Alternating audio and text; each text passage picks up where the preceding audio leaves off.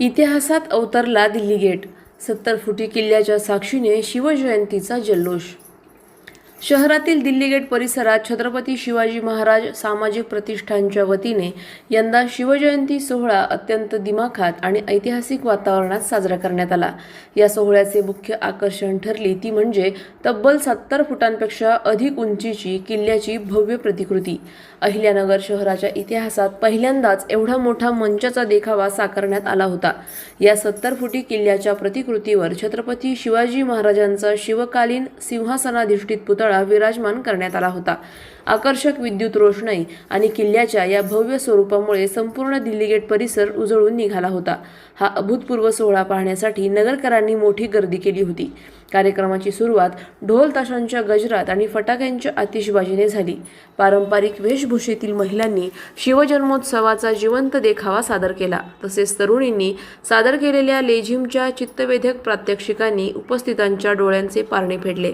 ज्येष्ठ नेते भानुदास कोतकर आणि परिसरातील ज्येष्ठ नागरिकांच्या हस्ते महाराजांची आरती करण्यात आली. हा सोहळा यशस्वी करण्यासाठी प्रतिष्ठानचे अध्यक्ष श्रीकांत छिंदम आणि त्यांच्या सहकाऱ्यांनी गेल्या 10 दिवसांपासून अहोरात्र परिश्रम घेतले होते. ऐतिहासिक वारसा आणि आधुनिक नियोजनाचा संगम असलेल्या या सोहळ्याची चर्चा संपूर्ण शहरात होत आहे. प्रतिनिधी स्वामी गोसावी, न्यूज 24 घडामोडी, अहिल्यानगर. कोणी किल्ली थांबवण्याचा प्रयत्न केला तरी सुद्धा हा कार्यक्रम यशस्वीरित्या इथं पार पडलेला आहे. छत्रपतींचा जय जयकार या दिल्ली गेट परिसरामध्ये, या नगर शहरामध्ये झालेला आहे. आणि मी जास्ती बोलत नाही, मी आज आपल्याला एवढं सांगतो की छत्रपतींसाठी काय पण जय भवानी, जय शिवाजी, जय भवानी, जय शिवाजी, संभाजी महाराज की जय. आज आपण